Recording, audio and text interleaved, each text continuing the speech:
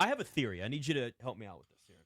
So the Eagles are resting all their starters against our beloved Washington Commanders in their final game of the regular You season. say all their starters. Can you define? Have they named names? They've not named names. I know Tanner McKee is set to start. Yeah, so we won't have Jalen Hurts. I think A.J. Brown and Devonta Smith probably won't be out there much, if at all. I would bet no Saquon Barkley because he's one hit away from potentially getting hurt, and we've seen the injury history that's there.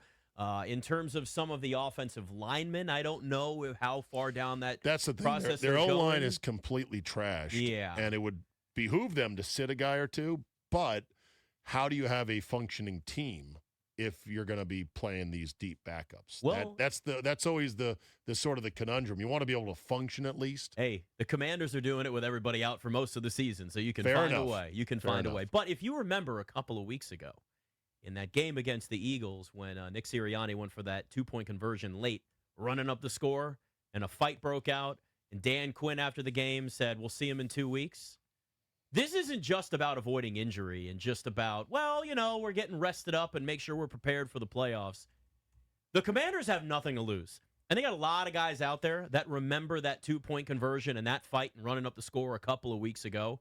I am absolutely convinced that at least in the back of Nick Sirianni's mind, this is, I don't want anybody getting in a fight and getting suspended for the playoffs. I want to make sure we got all our guys available because we just saw what happened. Now, a different situation, but DK Metcalf got suspended 2 games for the Steelers, and we saw how much they needed him last week when they had a chance to clinch a playoff spot. They need him this week. They need him this week again. Yeah. Not going to have him again. If I'm Nick Sirianni, I'm looking around going, I don't want anybody that I will need in the playoffs to get in a fight with some random dude like Quan Martin on the Commanders when they've got nothing to lose and they just want to disrupt. Because it's not even playing spoiler then in a normal sense of like, oh, you win the final game against your division rival. Woo. No, it's we're going to get somebody suspended. We're going to get somebody that's going to ruin the day for the Eagles into a fight. Yeah. Something. I would not put it past Nick Sirianni to look back and go, yeah, Dan Quinn and what he said, let me just keep that in the back of my mind when we see them at the end of the season. It's easy enough to say, well, just tell your players, be cool out there. Yeah, okay. Well, they're cool until they're sick of getting punched in the ribs as after the whistle on 3 straight plays and nobody's calling anything, and now you're going to take justice into your own hands. And, we saw Daron Payne got suspended for that hit against Amon-Ra St. Brown. Yep. And what we didn't see initially until somebody finally found the angle of it, it was ASB, starting some stuff that nobody saw. But they always catch the retaliator. Always. And, it's something that if I'm the Eagles, I'd say, we don't want to get anyone suspended. Also, they do want to rest guys. Sure. So there's that. What I find interesting is that there is, I think a trend brewing here where teams that are going to play as a wild card in the playoffs have become agnostic about what seed they're going to be. Mm-hmm. In other words, most of the teams that could fight for a better seed are showing signs of, we're not going to really go for it. Philly is competing for possibly the 2 seed, but they're not gung-ho to get it. They don't seem to care.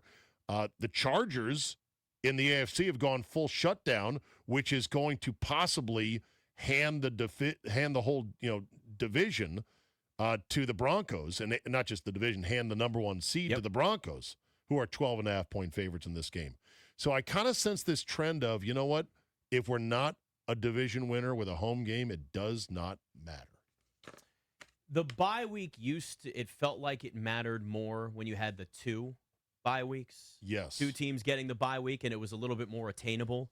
That now kind of feels like, and you just laid it out, that it's not even a guarantee that teams will necessarily care about that as much. It just feels like all of that, you're right, doesn't matter as much as it used to. But again, there's also the debate of, do you want to be sharp or do you want that bye week? And we've seen in college football how that's been a curse until Indiana changed that. I was just going to get to that. So the bye teams in college football are now 1-7 in the 2 years of the college football playoff. Indiana's the only bye team that won their game. Forget about covering. I'm just talking about winning it all. Yep. Now, in the first year, it needs to be noted that Boise was a bye team, overseeded as a 3rd seed. ASU was a 4 seed, overseeded in that first round. But Oregon lost to Ohio State, and Georgia lost to Notre Dame. Georgia also lost Carson Beck, who was their starter. They went with, what's his name? Gunnar Stockton. Yeah, Gunnar Stockton instead, who probably better when he's at his best than Beck, but was so young and raw. Yeah. They kind of got caught flat-footed because of the injury to Beck. So those are caveats on last year. This year, some of those bye teams, like Texas Tech, one of the highest-scoring teams in the country, came out flat as a pancake. And credit to Oregon's defense, but to be blanked, it's crazy. And part of it is it's a 21-day rest for a lot of these schools. Yep. It's way too much of a rest. And so, therefore, I think the sweet spot, if you're in the college football playoff as it's currently constructed, is the 5 seed, because you get the weakest of the opponents. You get a 12 to whoop up on, like Oregon did against poor JMU before they let off the brakes. Yeah. And then you're now lathered up. You're now in the rhythm, and you have a reasonable time to then play the next game. That's probably it. As far as the NFL goes, I think everyone still wants the bye, if possible, as the 1 seed, but they really want the home game. Yeah. So if you're not going to have a home game, I get this trend, at least looking at this coming Sunday, that most coaches are like, whatever. We're going on the road. We're going to have to deal with whoever. Well, we've seen over the years, too, the mindset of a lot more in player recovery and player safety, or, avoiding injury, and I get it, some old school play, NBA and NFL, it's just happening in both worlds, right? Where it's, well, back in our day in the NBA, we played 82 games. Well, we could talk about the pace of play now and the amount of possessions and all those different things that have changed the way that's gone in the NBA. But the NFL, the rule changes have certainly evolved the game, but it also has now become, we do want to rest guys more. We do focus more on player. And I'm not talking the NFL from a league standpoint of like, we don't want to get sued by having a bunch of concussions and have that happen all over again.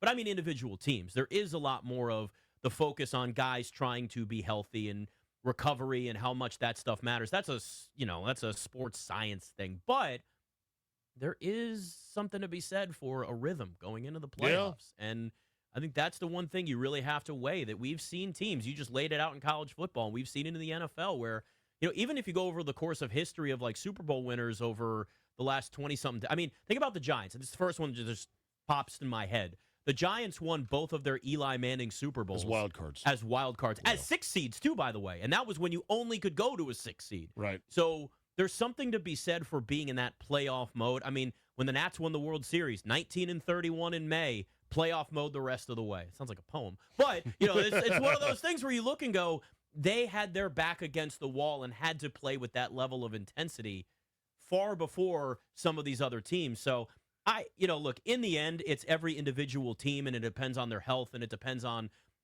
the circumstances and the playoff experience. I think that's another thing to factor in, too, because, like, if I were looking at some of these younger teams like the Patriots and Drake May, he's got no playoff experience. That matters more than if the Chiefs were in this position. They've been there a million times. The bye and resting would matter a lot more than like, well, we need the extra playoff game in the rhythm. They've been there so many times. It's a little easier to overcome that. All right, correction. I've made this mistake before. This will be the last time I make it. The Giants won one of their 2 Super Bowls with Eli as a wild card. That was 2007, or Super Bowl XLII. They were 10-6 that year as a wild card. They won it as NFC East champs in 2011, but they were only 9-7. Yeah. So their 9-7 year was actually their NFC East title year. But they were still a 6 seed then, I think.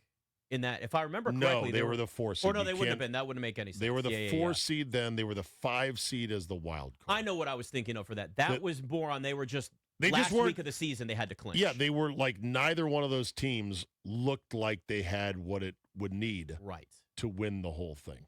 But then again, did you ask Gronk that, or did Gronk not get that right? I did ask Gronk, and it gave me the which response do you like better? Oh, that just takes. I don't have time to do this. Stop using me as your beta tester, you bitch! jackass. I ain't got time to proofread your stuff. ChatGPT does just that to me. Give me the answer. Stop tailoring to me. Which response is better? I don't know. The right one, Gronk.